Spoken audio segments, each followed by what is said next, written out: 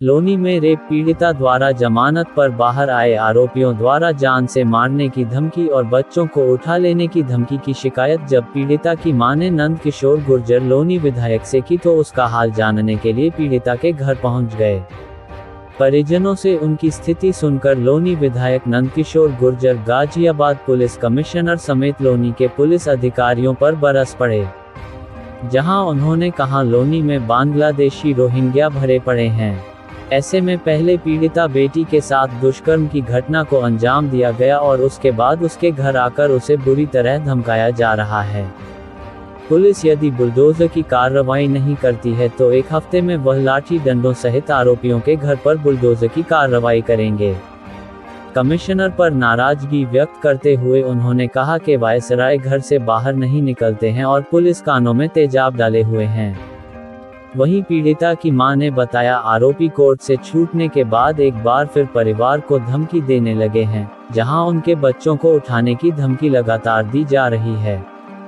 वह लगातार पुलिस से कार्रवाई की मांग कर रहे हैं पर कोई सुनवाई नहीं हो रही है। गाजियाबाद से अनु रानी की रिपोर्ट। नीचे तक एप्लीकेशन आएगी नहीं, वहीं रखने का डंपिंग ग्राउंड में डाल देता है, नरक मचा दिया पूरे गाजियाबाद में। ऐसा कभी नहीं देखा मैंने, जिस तरह का माहौल बन रहा है ऐसा माहौल ही नहीं हुआ कभी। कोई घर में घुस जा रहा है, कोई सुनता ही नहीं है। पुलिस वाले जितने ज्यादा हो गए उतनी डकैती बढ़ गई। अरे एक कप्तान होता था, कितना बढ़िया सिस्टम चलता था, हैं? अपराधी मारे जाते थे, टांग में गोली मार दी, मतलब कोई मतलब है? टांग में गोली मार दी, टांग में लगती है गोली, सर में नहीं लगती। सारे गुंडों ने नरक मचा दिया। सर मेरे बेटे के साथ ये मुसलमान का एक लड़का आया अखिल नाम का, इसने बदतमीजी करा बहुत गंदी तरह से और बहका के। ऑटो में बैठे थे और 3-4 लड़के घुस के उसे कुछ सुनाया, बेहोश करके उसे होटल में ले गए। उसके साथ वीडियो बनाई, गंदे गंदे फोटो खींचा, उसे मारा पीटा और उसे पता ही नहीं है। जब होश आया तो देखा वो कपड़े बिना कपड़े के। लड़की मेरे 17 साल की। 30 सितंबर FIR कराए सर। FIR हमने थाने में दिए, उन्होंने कार्रवाई करे, उसे जेल में बंद कर दी। जेल में से छुट के आने के बाद धमकी देते हैं, गुंडे लाते हैं, चक्कू लाकर हमारे जान से मार देंगे, तेरे बच्चों को मार देंगे, तेरे आदमी को मार देंगे सर, यही बोलते हैं। लेकिन केस वापस ले ले, नहीं जान से मार देंगे। शिकायत की सर, जब गुंडे लेके हमें थाने वाले हमारे सुनते ही नहीं है। क्या पूरा मामला है? देखिए, आपने सारी बात सुन ली हो। इस बहन ने जिस तरह से घटना बताई है, मैं समझता हूँ कि इससे ज्यादा जघन्य अपराध, इतनी खराब घटना, ऐसा लगता है धरती फटने वाली है। उसकी बच्ची के साथ, नाबालिग के साथ ओयो होटल में घेर करके ले गए, दुराचार किया गया, पूरा ओयो होटल में कार्रवाई, उसे जेल भेज दिया गया। जेल से छूटने के बाद न्यायालय में गुंडों को लेकर के, क्योंकि झोपड़ियों से बांग्लादेशी रोहिंग्या जो मैंने कहा था कि यहाँ हजारों की संख्या में रह रहे हैं, वो चुनौती है।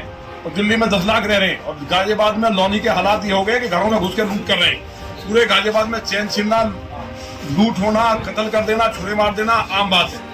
लेकिन ये जो घटना हुई है, इतनी मैं समझता हूँ कि ऐसी लोनी के इतिहास में, क्योंकि हम दिन रात लोगों को एक एक की सुनवाई करते हैं। तो जो सुबह मैंने सुना तो वो जेल चला गया। जेल से छूटने के बाद कोर्ट में जाकर के 20 गुंडे घेर लेते हैं और घेर करके कहते हैं जान से मार देंगे। बड़े मुश्किल से वहाँ बचे, कुछ पीछे से पुलिस वाले दिखाई दिए और वो वहां से हटे।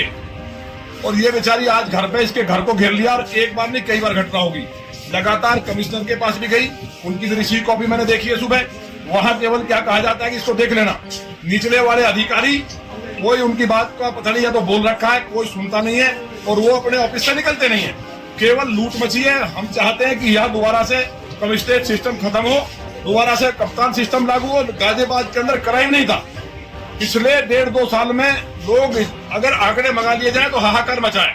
ये कमिश्नरी सिस्टम ने पूरा बेड़ा गर्क कर दिया। कौन सलाहकार है, कौन सिस्टम को चला रहा है, कौन बना रहा है, पुलिस वाले सुनने को तैयार नहीं है। खुलेआम मुसलमान घरों में घुस जा रहे हैं गरीबों के, और हमें जाकर के खुद लड़ना पड़ रहा है। अगर हमें लड़ना तो फिर पुलिस की जरूरत क्या है? हमने आपको कहा है, इस बेटी की व्यवस्था देखी नहीं जा रही है। इससे ज्यादा तकलीफ क्या हो सकती है?